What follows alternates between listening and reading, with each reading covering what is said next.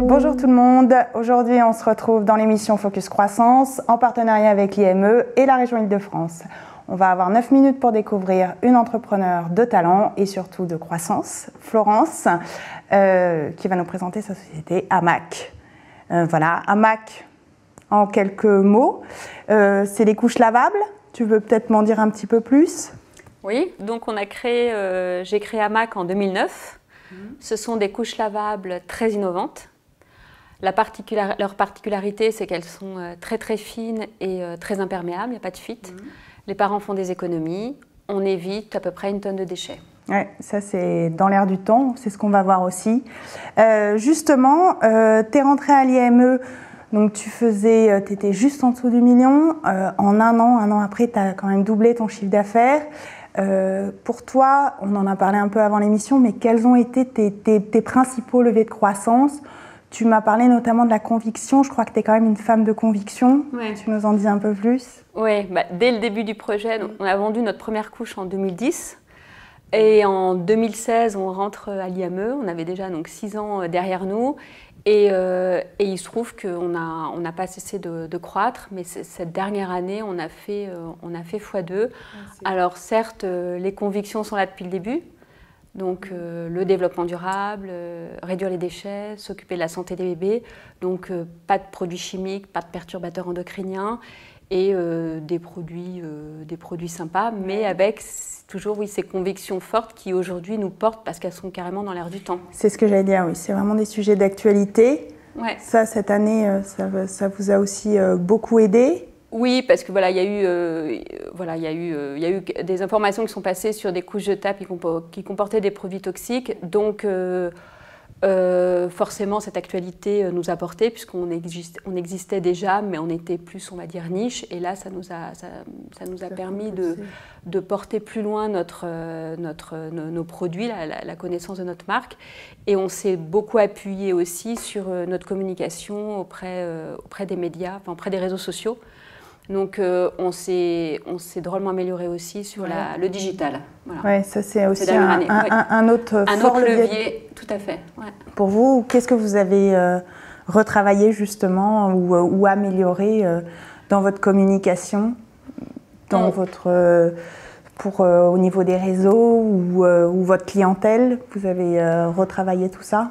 Oui, parce que les couches lavables, a priori, c'est ringard. Enfin, voilà. Donc, on est allé sur l'humour. On est allé énormément sur l'humour avec des vidéos et en même temps des infographies très percutantes pour expliquer en quoi c'est sain pour le bébé, en quoi on réduit les déchets, en quoi c'est vraiment écologique, avec ce côté et ce clin d'œil vraiment sympa, mode et aussi sur le ton de l'humour. Oui, parce qu'elles sont assez design, les couches. On n'est pas du tout. Enfin, moi j'ai vu les modèles, c'est quand même assez sympa pour les enfants et on n'est pas du tout sur des trucs.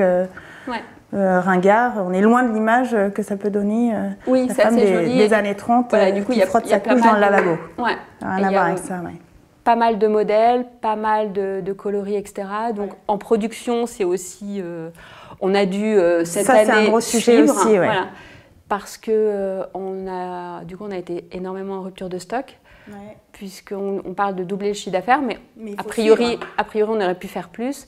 Mais on a été sur 2-3 mois en rupture de stock. Vous avez dû ralentir votre croissance parce que la production ne suivait pas. Oui, mais on s'est rendu compte qu'on ne pouvait pas ralentir la croissance. Ouais. Et la seule chose qu'on a pu faire, c'est un peu freiner notre communication digitale. Néanmoins, on a ouvert un nouveau lieu de production et aujourd'hui, on cherche encore à embaucher Parce que ce qui est beau aussi dans l'aventure d'Hamac, c'est que tout est made in France. Ouais. Et ça c'est vraiment une belle histoire aussi à raconter et c'est pas si courant. Ouais. Alors nous, on reste une petite équipe, Hamac, mais du coup, ça crée pas mal d'emplois indirects en région. Bien sûr, en fait, on travaille avec nos sous-traitants, les confectionneurs, et c'est eux qui embauchent pour poursuivre la croissance. Et c'est plutôt... Une belle aventure. Oui, ça suit les convictions, enfin, on va dire, on est en phase avec l'idée de départ. Donc effectivement, grosse année pour Hamac. Tu es rentrée dans le mentorat il y a un peu plus d'1 an, tu en es sortie là en septembre. l'apport du mentorat, les échanges avec ton mentor, est-ce que tu penses que ça a joué dans la croissance, même si évidemment ça ne fait pas tout et loin de là, qu'est-ce que tu pourrais en retenir aujourd'hui avec un petit peu de recul justement? L'Institut du mentorat, donc le principe c'est qu'on a un mentor qui nous suit pendant à peu près 18 mois, pas forcément l'activité, enfin dans l'activité, mais dans la vie d'entrepreneur. Et au final, heureusement, je ne peux pas savoir exactement à quel point le mentor a impacté notre croissance, mais il nous a clairement accompagnés pour justement faire ce changement d'échelle, pour un peu briser ce plafond de verre. Ouais, parce qu'on avait une croissance régulière, mais là on a vraiment passé un cap. Donc il m'a aidé à la fois sur la gestion de la croissance, sur la gouvernance, parce que je travaille avec mon associé Clémence et on a aussi des actionnaires. Pas toujours évident. Oui, et en même temps, on a du coup pas mal de sujets techniques et il a pu vraiment nous apporter un vrai accompagnement, un vrai soutien. Donc, oui, et on était ravis de. Voilà, je crois que c'était réciproque. Hein. Voilà, on a démarré, on ne savait pas trop comment on allait justement faire l'année et on a fini avec évidemment plein de problèmes agréables à gérer cette croissance. Donc ça a été vraiment une aventure extraordinaire. Donc on va poursuivre dans la découverte de notre entrepreneur au travers de nos questions flash et c'est tout de suite. Alors Florence, pour les questions un petit peu plus indiscrètes et plus concrètes au final pour apprendre à te connaître, moi j'en ai une. La première c'est quel est l'adjectif que tu donnerais pour qualifier ton entreprise? La bienveillance. Tu n'as le droit à qu'un choix. Hein. Tu confirmes ton choix? Oui, je confirme mon choix. Ça résume bien et ça correspond bien à l'image, en tout cas que moi j'en ai et que je pense tes clients ont aussi. Quel est le dernier événement pro ou perso sympa dans lequel tu es allé? C'est simple, on était sur le salon Playtime, c'est un salon pour les magasins de puériculture. Donc on vend sur notre site et on vend aussi dans des boutiques. Dans des boutiques. Ouais. Donc du coup, tu évoques les boutiques. Donc chez Amac, la part B2C, B2C... Oui, mais je t'ai comprise. Donc B2B, B2B2C, B2B, B2B2C et oui. Donc en gros, on va parler français. Ouais. Donc les boutiques, à peu près, c'est à peu près 30%. On vend à peu près 30% en boutique, 70% sur le web et dans les 30% boutiques, on vend une partie, je ne saurais pas dire combien, mais aux crèches. On vend aussi aux crèches. Okay. Donc on est en B2B, B2B2C et B2C. Voilà. Super. Alors, une autre question.